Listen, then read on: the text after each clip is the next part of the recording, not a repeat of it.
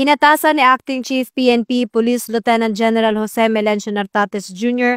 ang malawakang mobilisasyon ng lahat ng kapulisan at kagamitan upang matugunan ang pangangailangan ng mga residente matapos yanigin ng magnitude 6.9 na lindol ang lalawigan ng Cebu noong Martes ng gabi.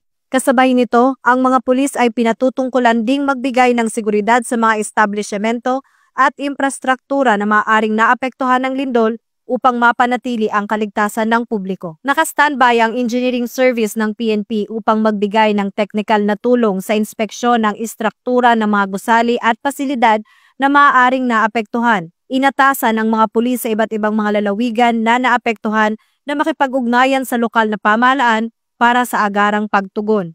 Sinisiguro naman ang seguridad ng mga police station sa Cebu na panatiling bukas ang mga communication lines upang mabilis na matugunan ang mga nangangailangan pa ng tulong. Mahigpit din ang koordinasyon ng PNP sa mga lokal na pamahalaan, National Disaster Risk Reduction and Management Council at iba pang ahensya para sa maayos na pagtugon sa kalamidad.